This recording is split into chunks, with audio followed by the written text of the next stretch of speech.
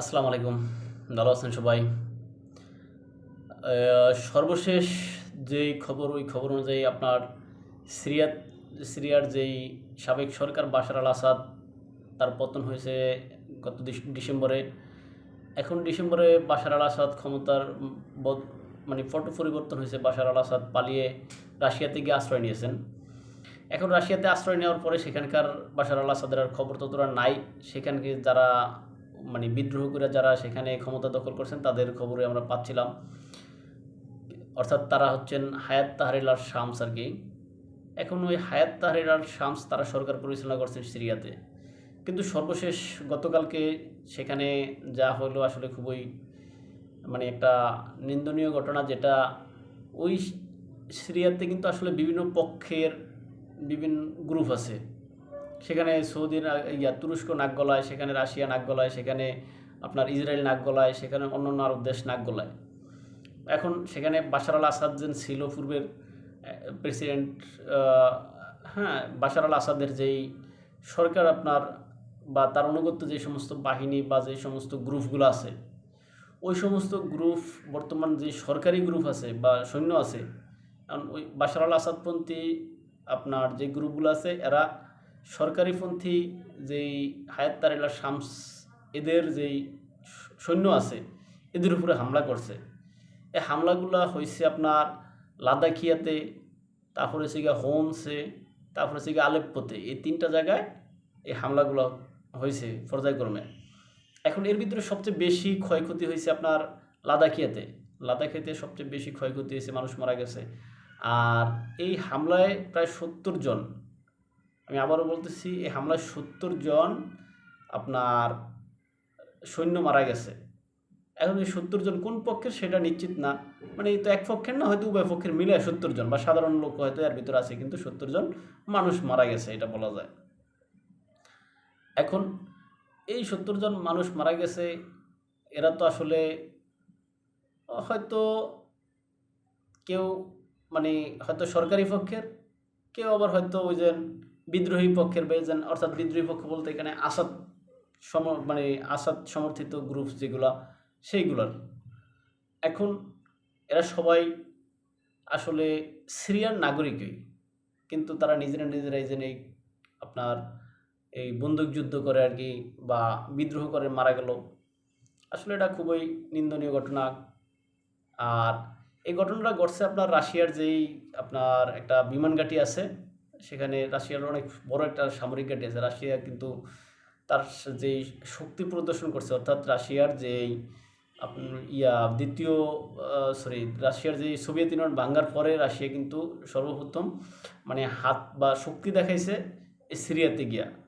এখন পশ্চিমাদের বিরুদ্ধে দাঁড়াইছে আর কি। যখন পশ্চিমারা বলছে যে বাশার আল আসাদকে পতন করতে চাইছে, তখন সিরিয়া বাশার আল আসাদের পক্ষে, রাশিয়া কিন্তু বাশার আল আসাদের পক্ষে দাঁড়াইছে।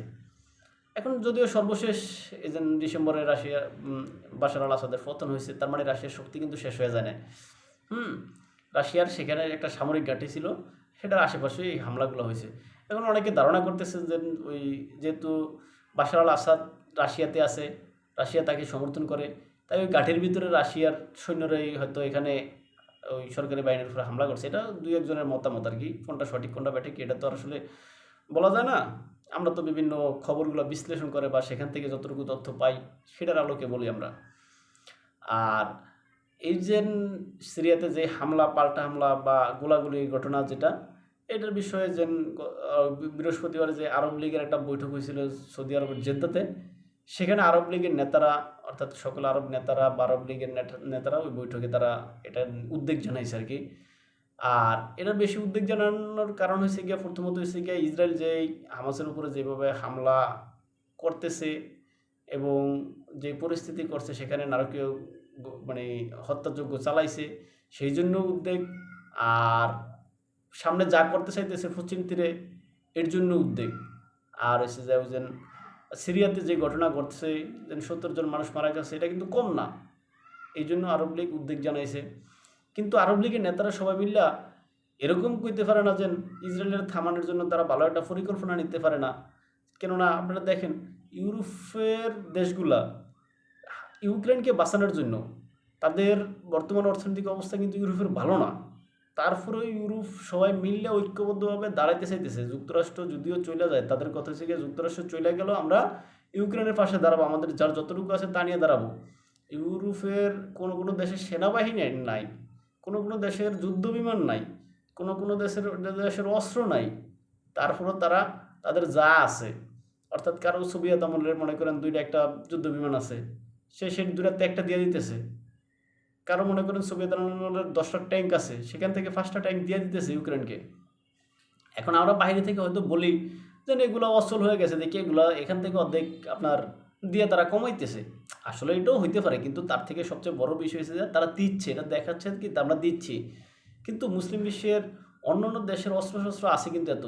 আপনি দেখেন তুরস্কের কি অস্ত্র কম আছে? তুরস্ক ফিলিস্তিনে দিচ্ছে না কেন? দেয় না, মুখে তুরস্ক কিন্তু ঠিকই বড় বড় কথা বলে। তাদের শাহেদ ড্রোন ইউক্রেন রাশিয়া যুদ্ধে ব্যবহার হচ্ছে না? তারা হামাসকে কয়টা অস্ত্র দিছে? দেয় নাই। কেন দিবে? তারা তোমার নেটোর সদস্য। তারা নেটোর সদস্য, আর নেটো কিন্তু সম্মিলিতভাবে, অর্থাৎ ইসরায়েলকে কিন্তু একটা অপ্রকাশিতভাবে ইসরায়েলকে নেটোর একটা সদস্য মনে করে নেটো সকলে মিলে। কেননা আপনারা দেখেন, যে কোনো ইসরায়েলের যে কোনো সংকটে, কালকে মুসলিম বিশ্বের সৌদি আরব যায় যদি ইসরায়েলে হামলা করো, নেটোর সবাই মিললে কিন্তু সৌদি আরবে হামলা করবো, 1 সেকেন্ডও দেরি করবে না। কিন্তু মুসলিম বিশ্বের অন্যান্য দেশগুলোর এরকম নাই, দেন ফিলিস্তিনের জন্য তারা সবাই মিলে দাঁড়াক বা আপনার সেখানে অস্ত্রশস্ত্র দেওক, সেটা দিবে না। যাই হোক, সে বিষয়ে আলোচনা না করি আমরা। আসলে ইউক্রেন রাশিয়ার যুদ্ধ যেভাবে চলমান, এই ইউক্রেন রাশিয়ার যুদ্ধ চলতেছে, এটা আসলে অনেক দিন পর্যন্তই। তবে এখন একটা সমাধানে আসার জন্য চেষ্টা করতেছে মিস্টার ট্রাম্প, আর এই জন্য তিনি জেলেনস্কিকে যত প্রকার মানে প্রেশার ক্রিয়েট করা দরকার ওটা করতেছে। অবশেষে জেলেনস্কি নত স্বীকারও করছে, কেননা ইউক্রেনে গিয়ে, যুক্তরাষ্ট্রে গিয়ে তিনি যে অপমানিত হয়েছেন বা ট্রাম্পের সাথে যে বাকযুদ্ধ হয়েছে তারপর তিনি আইসা পড়ছিলেন ওই যে আপনার লন্ডনে আইসা কেয়ার স্টারমারের সাথে আলোচনা করছিলেন। এমন একটা ভাবতে হয়েছিলেন যে তিনি যুক্তরাষ্ট্রে ছাড়াই চলতে পারবেন বা ইউরোপের দেশগুলি তাকে সাপোর্ট দিয়ে রাখতে পারবে আর কি। কিন্তু আসলে সবশেষ দেখা গেল যে আসলে তা হয়নি। অবশেষে সেই সৌদির কাছে সেই যুক্তরাষ্ট্রের কাছে বা মার্কিনীদের কাছে মাথা নত করে, এবং ডোনাল্ড ট্রাম্পের ভাষ্য অনুযায়ী তিনি জেলেনস্কি তাকে চিঠি লিখেছেন এবং তার মধ্যস্থতা যুদ্ধ শেষ করার জন্য তিনি একটা শান্তি আলোচনার জন্য একটা প্রস্তাব পেশ করছেন আর কি, চিঠির মাধ্যমে। এটা ট্রাম্প বলছে আর কি। যাই হোক, সর্বশেষ ইউক্রেন রাশিয়া যুদ্ধের সমাধান হোক, বিশ্ব এই যুদ্ধ খেলা বন্ধ হোক, এই আশাবাদ ব্যক্ত রেখে আমরা আমাদের আজকের ভিডিও অনুষ্ঠান এখানে শেষ করছি। ভালো থাকবেন সবাই। আসসালামু আলাইকুম। যারা আমার এই চ্যানেলে নতুন দেখেন, তারা আমার চ্যানেলটা সাবস্ক্রাইব করবেন এবং লাইক করবেন, এবং আপনাদের যেই বিজ্ঞ মতামত আছে তা কমেন্ট বক্সে লিখবেন, এবং যদি ভালো মনে করেন শেয়ার দিয়ে রাখবেন। ভালো থাকবেন সবাই। আসসালামু আলাইকুম।